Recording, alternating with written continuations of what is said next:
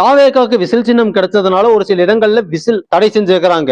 அது எங்கெங்க? ரெண்டாவது, தாவேகாக்கு 42% மேல வாக்கு வங்கி இருக்கு அப்படின்னு சொல்றாங்களே, உண்மையா? மூணாவது, செங்கோட்டையன் அவர்களோட ஓபன் ஸ்பீச். நாலாவது, செங்கோட்டையன் அவர்கள் மேல இருக்கிற ஒரு சில விமர்சனங்கள். தாவேகாக்கு 9 லட்சம் பேருக்கு மேல வெளிநாட்டுகள்ல இருந்து வந்து வாக்கு செலுத்துவார்கள் அப்படின்னு சொல்கிறார்களே, அது உண்மையா? தொடர்ந்து பேசுவோம். இது உங்கள் கடைசி தீக்குச்சி. ஃபர்ஸ்ட், தாவேகாக்கு விசில் சின்னம் கிடைச்சது எல்லாருக்குமே சந்தோஷம். இது தீய சக்தியை விரட்டுவதற்கான ஒரு சப்தம் அப்படின்னு சொன்னாங்க. இப்படி இருக்கும் பொழுது சிஎஸ்கேக்கு மிகப்பெரிய விசில் போடு, சிஎஸ்கேக்கு விசில் போடு அப்படின்னு சொல்லிட்டு இருந்தாங்களே, இப்போ சென்னை சேப்பாக்கத்துல யாரும் விசில் கொண்டு போக கூடாது அப்படின்னு தடை செஞ்சிருக்கிறாங்க. இது அபிஷியலா கிரிக்கெட் போர்டு அவங்களே சொல்லிட்டாங்க. இது நாங்கள் விசில் சின்னம் கொண்டு வரதுக்கு பேன் பண்ணல, இது பேன் பண்ணது போலீசார், கவர்மெண்ட் அப்படிங்கிற மாதிரி ஒரு ஸ்டேட்மெண்ட் வந்திருக்குது. உண்மையா?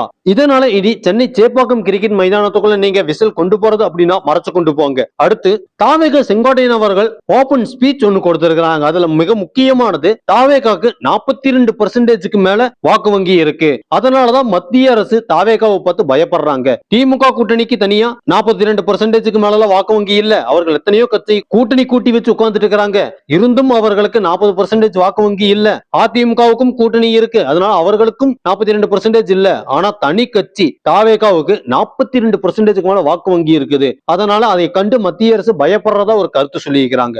அதே மாதிரி 9 லட்சம் பேர் வெளிநாட்டில இருந்து தாவேகாக்கு வாக்கு செலுத்துறதுக்காக மட்டுமே பல லட்சம் செலவு பண்ணி வர 2026 எலெக்ஷனுக்கு வரதா சொல்றாங்களே, அது உண்மையா இருக்குமா இல்ல பொய்யா இருக்குமா எப்படி அப்படின்னே தெரியல. இந்த சூழ்நிலையில விஜய் அவர்கள் கொஞ்ச நாள்களுக்கு முன்னாடி ஒரு மேடையில சொல்லி இருந்தாரு, தாவேகாவில் யாரும் ஊழல் செய்ய மாட்டார்கள், ஊழல் செய்யறவர்கள் தாவேகாவில் இருக்க மாட்டார்கள் அப்படின்னு சொல்லி இருந்தாங்க. ஆனா இப்ப 2 நாளுக்கு முன்னதான் ஒரு நியூஸ் வந்திருக்கு, தாவேகா விஜய் அவர்கள் புலிப்படத்துல வாங்கின சம்பளத்தை மறைச்சு 1.5 crores டாக்ஸ் கட்டல அப்படின்னு தீர்ப்பு வந்திருக்கு. இந்த விதத்தில் எடுத்துக்கிறது, தாவேகா விஜய் உண்மையிலேயே அதை செய்திருப்பார்களா? அதே மாதிரி தாவேகா கூட்டணியில் எந்த கட்சிகளுமே சேரலையே, அது மிகப்பெரிய ப்ராப்ளமே இல்லப்பா.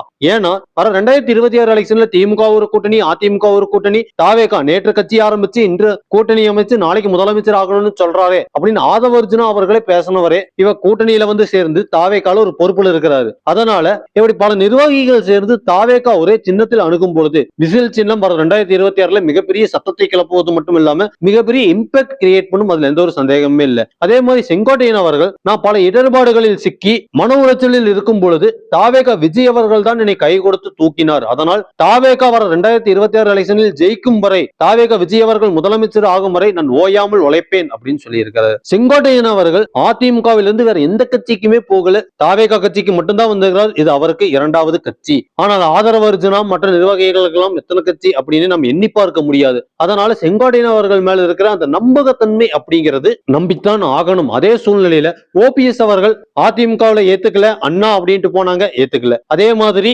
திமுக கூட்டணிக்கு போனா அவரோட அரசியல் அனுபவத்துக்கும் அரசியல் வாழ்க்கைக்கும் அரசியல் பயணம் அப்படிங்கிறது அஸ்தமனம் ஆயிருச்சு அப்படின்னு சொல்லலாம். அதனால மீதி இருக்கிறது தாவேகா கூட்டணி வர்றதுக்கான வாய்ப்பு மிக அதிகம். அறிவிப்பு வரட்டும். அதே மாதிரி சசிகலா அவர்களும் அதிமுக தலைமை எனக்கு வேணும், இரட்டை இலை சின்னம் எனக்கு வேணும், இப்படி பல கருத்துக்கள் சொல்லிட்டு இருக்கும் பொழுது அது யாருமே பெருசா கூட எடுத்துக்கல. அது அதிமுக தலைமைக்கும் அதிமுக இபிஎஸ் அவர்களுக்குமே இரட்டை இலை சின்னம் அப்படிங்கிறது முடிவாயிருச்சு. இனி சசிகலா அவர்கள் வர 2026 எலெக்ஷன் எந்த கூட்டணிக்கு போக போறாங்க, இதுதான் மிகப்பெரிய கேள்விக்குறி. அதே மாதிரி ராமதாஸ் அவர்கள் கூட்டணி வந்தால் நாங்க கூட்டணியை விட்டு வெளியே போயிருவோம் அப்படின்னு விசிக சொல்லும் பொழுது திமுக கூட்டணியில் ராமதாஸ் அவர்கள் இல்லை, அதிமுக கூட்டணியில் அன்புமணி தலைமை இருக்கிறதுனால அங்கேயும் ராமதாஸ் தரப்பு இல்லை. அப்படி இருக்கும் பொழுது ராமதாஸ் தரப்பு எங்க போகிறதுக்கான வாய்ப்பு இருக்கு? நிச்சயம் தாவேகா கூட்டணிக்கு வரதுக்கான ஒரு வாய்ப்பு இருக்குதா? அதனால ராமதாஸ் அவர்கள் தரப்பும் ஓபிஎஸ் அவர்கள் தரப்பும் சசிகலா அவர்கள் பற்றி தெரியல. அதனால் தாவேகா கூட்டணி இன்னும் வலுவாகும். அதனால் தாவேகா கூட்டணி வர 2026 எலெக்ஷன்ல மிகப்பெரிய இம்பாக்ட் கிரியேட் பண்ணனாலும் எல்லாரும் சொல்ற மாதிரி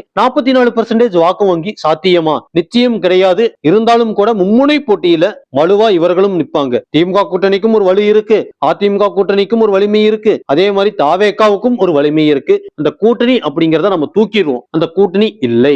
நாம் தமிழர் கட்சி நாங்க தனியா தான் அணுகுவோம் அப்படின்னு சொன்னாங்க. ஆனா தாவேகா நாங்க கூட்டணியாக தான் போவோம் அப்படின்னு சொல்லிட்டு இப்ப கூட்டணியில யாருமே சேராதனால தாவேகா கட்சியா போகும் பொழுது இது ஒரு மிகப்பெரிய பின்னடைவா பார்த்தாலும் கூட இதுவும் பரவாயில்ல அப்படின்னு தான் சொல்ல தோணுது. தொடர்ந்து பேசுவோம். இது உங்கள் கடைசி தீக்குச்சி.